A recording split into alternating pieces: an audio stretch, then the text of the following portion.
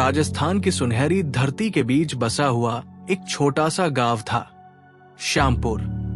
ये गांव साधारण जरूर था, लेकिन इसकी मिट्टी में भक्ति, विश्वास और परंपराओं की ऐसी खुशबू रचीब सी थी जो हर आने जाने वाले के मन को छू ले। यहाँ के लोग खाटू श्याम जी को अपने जीवन का आधार मानते थे। उनके लिए बाबा सिर्फ भगवान नहीं, बल्कि हर सुख दुख के साथी थे। इसी गांव में रहता था हरिनाथ, एक सीधा सादा किसान। उसके साथ उसकी धर्मपत्नी गौरी, बुजुर्ग माता पिता और 2 छोटे बच्चे, 9 साल का चंचल कान्हा और 5 साल की मासूम गुड़िया। हरिनाथ के पास जमीन ज्यादा नहीं थी, लेकिन मेहनत और ईमानदारी से वो अपने परिवार का गुजारा कर लेता था। घर छोटा था, साधन सीमित थे, मगर दिलों में संतोष था। हर साल फाल्गुन का महीना आते ही घर में अलग ही रौनक छा जाती। पूरा परिवार पैदल भजन गाते हुए खाटू धाम जाता। बाबा के दरबार में शीश नवाकर हरिनाथ बस इतना ही मांगता, बाबा, परिवार की लाज आपके हाथ है। लेकिन कहते हैं ना, जीवन की परीक्षा कभी कभी अचानक आ जाती है। एक साल ऐसा आया जब आसमान रूठ गया, बारिश नहीं हुई, खेत सूख गए, फसल बोने का सपना अधूरा रह गया। अगले साल भी हालात नहीं बदले। 2 लगातार सूखे ने हरिनाथ की कमर तोड़ दी। इसी बीच उसके पिता गंभीर रूप से बीमार पड़ गए। इलाज के लिए पैसों की सख्त जरूरत थी। मजबूरी में हरिनाथ ने गांव के साहूकार सेठ गजाधर से कर्ज लिया। सेठ ऊपर से मीठा बोलने वाला था, लेकिन भीतर से बेहद स्वार्थी। उसने भारी ब्याज पर पैसा दिया।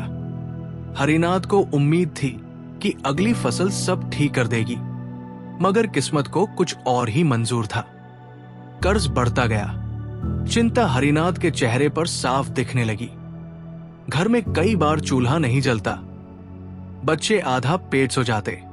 गौरी ने अपने गहने, चूड़ियां, यहां तक कि विवाह की आखिरी निशानी भी बेच दी, लेकिन वो सहारा भी खत्म हो गया। एक दिन सेठ गजाधर अपने आदमियों के साथ हरिनाथ के घर आ धमका। गांव वालों के सामने उसने अपमान किया, कठोर शब्द कहे और चेतावनी दी, अगर 7 दिन में पैसा नहीं मिला तो खेत भी मेरे और ये घर भी। उस दिन हरिनाथ टूट गया, लेकिन उसके भीतर कहीं न कहीं बाबा श्याम पर अटूट विश्वास अभी भी जिंदा था। यहां से आगे की कहानी में चमत्कार, परीक्षा या संघर्ष जोड़ा जा सकता है, यदि आप चाहें। रामनाथ बेबस होकर सब कुछ सुनता रहा। उसकी आंखें नम थी, लेकिन हालात ऐसे थे कि वो कुछ बोल भी नहीं पा रहा था। उसके बच्चों ने अपने पिता को इतना टूटा हुआ पहले कभी नहीं देखा था। मासूम अमर और ललिता ने मां से धीरे से पूछा, मां, बाबूजी इतने दुखी क्यों हैं? वो आदमी इतना चिल्ला क्यों रहा था? पत्नी कमला ने कांपती आवाज में जवाब दिया, बेटा, हमारे सिर पर बहुत बड़ा कर्ज है। अगर हम उसे चुका नहीं पाए तो ये घर, ये जमीन सब छिन जाएगी। ये सुनते ही बच्चों का मन भी घबरा गया। रामनाथ और कमला दोनों को लगने लगा था कि अब कोई रास्ता बाकी नहीं बचा। हर उम्मीद जैसे बुझ चुकी थी। लेकिन उनके बच्चे अलग मिट्टी के बने थे। वे बचपन से अपनी दादी से खाटू श्याम जी की कथाएं सुनते आए थे कि बाबा कभी अपने सच्चे भक्तों को बेसहारा नहीं छोड़ते। उसी विश्वास के सहारे एक रात जब पूरा घर गहरी नींद में था, अमर और ललिता चुपचाप बाहर निकल आए। दादी ने उन्हें बाबा की एक छोटी सी तस्वीर दी थी, जिसे वे अपने दिल के बहुत पास रखते थे। अमर ने तस्वीर को सीने से लगाया, बहन का हाथ थामा और निश्चय कर लिया, हम बाबा के पास जाएंगे, वही सब ठीक करेंगे। उन्हें पता था कि खाटू धाम बहुत दूर है, रास्ता कठिन है, मगर उनके मन में डर से ज्यादा भरोसा था। सुबह जब रामनाथ और कमला की नींद खुली तो घर सूना पड़ा था। बच्चों को न देखकर दोनों के पैरों तले जमीन खिसक गई। गांव भर में खोजबीन हुई। तभी किसी ने बताया कि रात में बच्चों को खाटू की दिशा में जाते देखा गया था। माँ बाप का दिल कांप उठा, लेकिन फिर एक अनोखी शांति भी महसूस हुई। अगर बाबा ने उन्हें बुलाया है तो वो सुरक्षित ही होंगे। इधर अमर और ललिता नंगे पांव भूखे प्यासे आगे बढ़ते रहे। जंगलों से गुजरे, सुनसान रास्तों पर भटके, कई बार डर के मारे रुक गए, लेकिन हर बार अमर जेब से बाबा की तस्वीर निकालता और दोनों मिलकर बोलते, जय श्री श्याम, और जैसे कोई अदृश्य शक्ति उन्हें संभाल लेती। 2 दिन और 2 रात की कठिन यात्रा के बाद वे थकते थकते खाटू धाम पहुंच गए। पैरों में सूजन थी, शरीर कमजोर था, लेकिन आंखों में उम्मीद की चमक थी। वे सीधे मंदिर के भीतर पहुंचे और बाबा के चरणों में बैठ गए। अमर ने भर्राई आवाज में कहा, बाबा, हमारे पिताजी बहुत दुखी हैं। कोई हमारा घर छीनना चाहता है, हमें बचा लो बाबा। ललिता भी फूट फूट कर रोने लगी। मंदिर में भक्तों की भीड़ थी, लेकिन बच्चों की मासूम पुकार ने सबका ध्यान खींच लिया। वहीं पास बैठे एक सज्जन ये दृश्य देखकर व्याकुल हो उठे। वे अपनी पत्नी के साथ दर्शन करने आए थे। उन्होंने बच्चों से पूछा, बेटा, क्या बात है, क्यों रो रहे हो? अमर ने पूरी कहानी सुना दी। उस व्यक्ति का नाम था सेठ माधवदास, खाटू श्याम जी का परम भक्त और दिल से दयालु इंसान।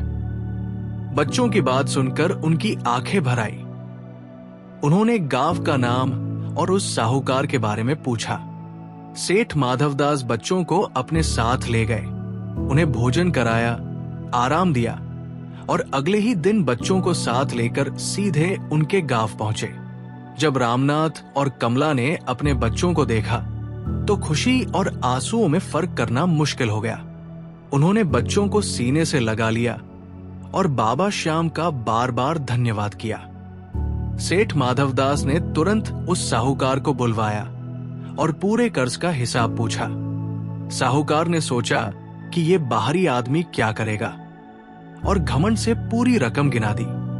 आगे बाबा की लीला और न्याय दिखाने के लिए कहानी को आगे बढ़ाया जा सकता है। सेठ माधवदास ने बिना देर किए अपने मुनीम को इशारा किया, तुरंत इस परिवार का पूरा कर्ज चुका दो और इनकी जमीन व घर के सभी कागज वापस दिलवाओ। ये सुनते ही साहूकार गजाधर के चेहरे का रंग उड़ गया। उसे विश्वास ही नहीं हो रहा था कि कोई अजनबी आकर इस तरह एक गरीब किसान के पक्ष में खड़ा हो जाएगा। सेठ माधवदास ने कठोर स्वर में कहा, खाटू श्याम जी की धरती के पास रहकर अगर तुमने जरूरतमंदों को दबाया है तो ये मत समझो कि बाबा सब देख नहीं रहे। उनका न्याय देर से आता है लेकिन खाली नहीं जाता। इन शब्दों ने गजाधर के हृदय को झकझोर दिया। उसका सिर झुक गया। उसने किसान के चरण छूकर क्षमा मांगी और सबके सामने वचन दिया, आज के बाद मैं किसी मजबूर का शोषण नहीं करूंगा। उस दिन रामनाथ का सारा कर्ज समाप्त हो गया। उसकी जमीन, उसका घर, सब सुरक्षित रहा। सेठ माधवदास ने उसे कुछ अतिरिक्त धन भी दिया ताकि वह नई फसल बो सके और अपने परिवार को फिर से सम्मान की जिंदगी दे सके। रामनाथ और उसकी पत्नी की आंखों से आंसू बहने लगे। उन्होंने हाथ जोड़कर सेठ का आभार व्यक्त किया, लेकिन सेठ ने मुस्कुराकर कहा, धन्यवाद मुझे नहीं, बाबा श्याम को दो। मैं तो सिर्फ उनका माध्यम हूं। असली चमत्कार तुम्हारे बच्चों की निष्कपट भक्ति है जिसने मुझे यहां तक पहुंचा दिया। अमर और ललिता के लिए ये अनुभव जीवन भर की सीख बन गया। उन्होंने अपनी आंखों से बाबा की कृपा को साकार होते देखा था। उनका विश्वास और भी दृढ़ हो गया। समय के साथ रामनाथ का परिवार फिर से समृद्ध हो गया। उनके घर में हर सुबह और हर संध्या बाबा श्याम का स्मरण होता। हर एकादशी को वे पूरे परिवार के साथ खाटू धाम जाते। गांव में भी एक नई चेतना जाग उठी। लोगों ने देखा कि अहंकार झुक सकता है और दया बदल सकती है। साहूकार गजाधर भी अब बदला हुआ इंसान था। वो गरीबों की मदद करता और खुद को बाबा श्याम का सेवक कहता।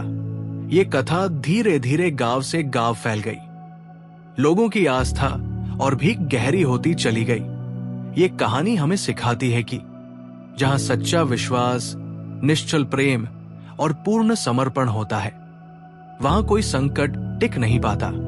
खाटू श्याम जी अपने हर उस भक्त का हाथ थाम लेते हैं जो हार के अंधेरे में भी उम्मीद का दीप जलाए रखता है। बाबा की लीला अनंत है और वे कभी अपने बच्चों को अकेला नहीं छोड़ते।